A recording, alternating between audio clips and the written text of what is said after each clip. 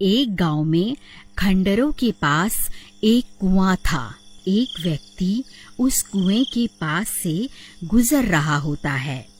तभी उसे कुएं से बहुत तेज चमकती हुई रोशनी दिखाई देती है। फिर वह उस कुएं में झांक कर देखता है तो उसे कुछ चमकती हुई चीज दिखाई देती है।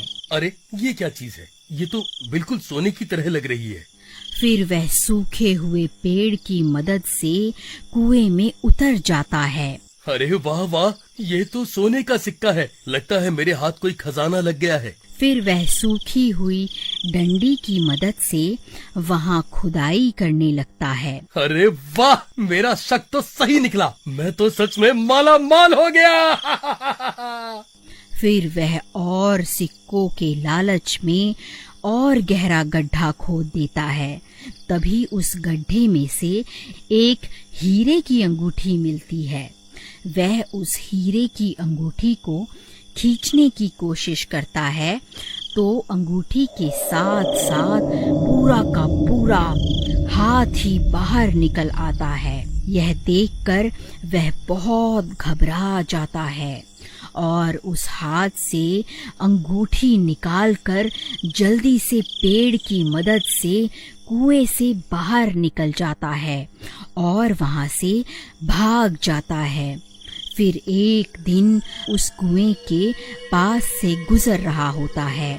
इतनी तेज रोशनी देखकर वह चौंक जाता है और कुएं में झांकने लगता है। तभी वह खूनी हाथ उसे कुएं के अंदर खींच लेता है। अरे कोई मुझे बचाओ! अरे बचाओ बचाओ! मेरी अंगूठी मुझे वापस लौटा दे, वरना तेरे टुकड़े टुकड़े करके खा जाऊंगा। कंकाल भाई, मैं तो सिर्फ इस कुएं में झांक कर देख रहा था। मुझे नहीं पता आप किस अंगूठी की बात कर रहे हो। कंकाल भाई, मुझे जाने दो। झूठ मत बोल, तूने ही मेरी अंगूठी चुराई है। उसे मुझे अभी के अभी वापस कर दे। हाँ?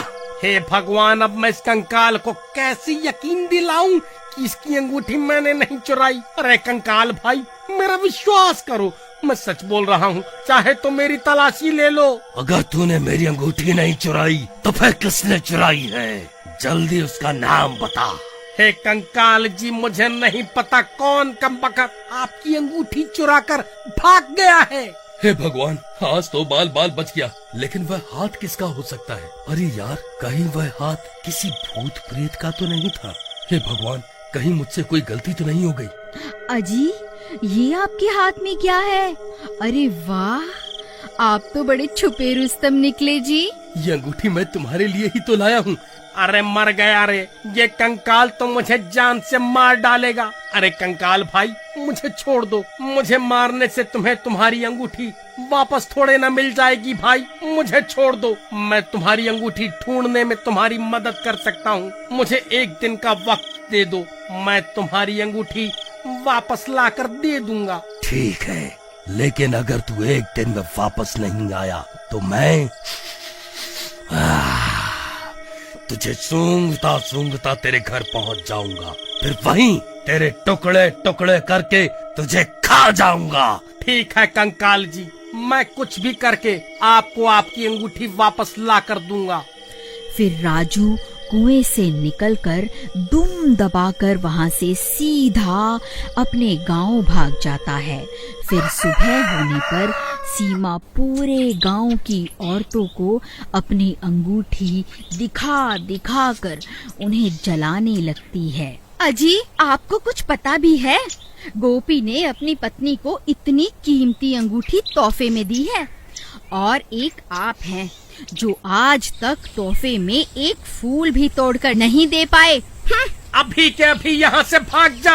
वैसे ही मेरा दिमाग खराब हो रखा है और तुझे तोहफे की पड़ी है। जब देखो चिक चिक चिक चिक करती रहती है। चल भाग यहाँ से।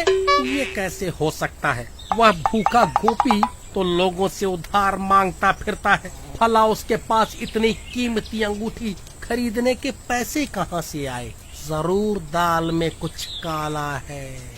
फिर वह भागता भागता गोपी के घर पहुंच जाता है। अरे गोपी कहाँ है? जल्दी बाहर निकल। ऐ चोर, कहाँ छुप कर बैठा है? जल्दी बाहर निकल। अरे अरे, ये चोर चोर क्या लगा रखा है? सही तो कह रहा हूँ। जल्दी उस गोपी चोर को बाहर भेजो। और जो तुम ये अंगूठी पहनकर पूरे गांव में घूम रही हो ना, ये वही अंगूठी है जो तुम्हारे पति ने उस कंकाल के हाथ से चुराई है। अरे भाई, क्या हो गया? ये सुबह सुबह इतना शोर क्यों मचा रहे हो? देखिए ना, ये कमबख्त राजू बोल रहा है आपने ये अंगूठी किसी कंकाल के हाथ से चुराई है। अरे नहीं नहीं, ये तो मैं शहर से खरीद कर लाया हूँ। राजू, तेरी इतनी हिम्मत, मुझ पर चोरी का इल्जाम लगाता है? मैं अच्छे से जानता हूँ, जब से मैंने अपनी पत्नी को कीमती तोहफा दिया है, तब से तुम सब गाँव वाले जले भुने बैठे हो। इसीलिए अनाप शनाप बातें किए जा रहे हो।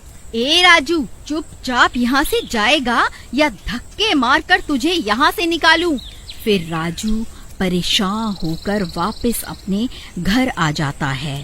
तभी उसकी पत्नी वहाँ आ जाती है और उसे परेशान देखकर उससे परेशानी का कारण पूछती है। फिर राजू उसे पूरी बात बताता है।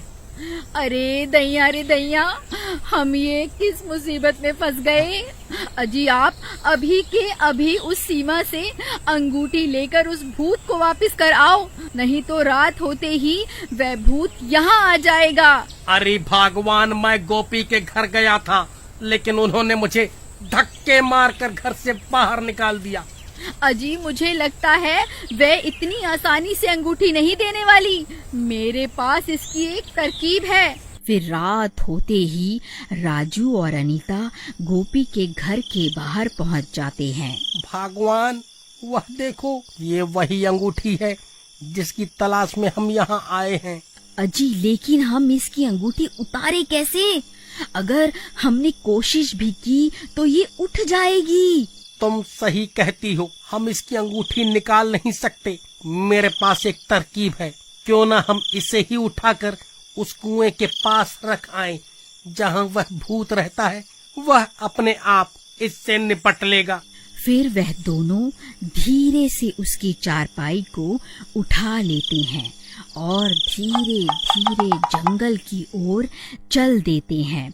कुछ ही देर में वह उस खंडहर के पास पहुंच जाते हैं। फिर वहां पहुंचकर वह उस चारपाई को कुएं के पास रख देते हैं। अरे कंकाल जी, आप कहाँ हो? देखो, मैं आपके लिए तोहफा लाया हूँ। आप खुद ही बाहर आकर अपनी अमानत वापस ले लो।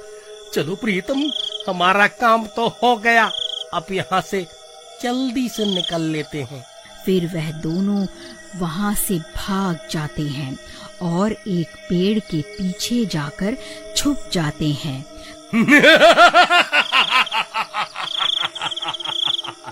अरे वाह, मैंने तो सिर्फ अपनी अंगूठी मांगी थी, वह गांव वाला तो मेरे लिए एक और तोहफा ले आया।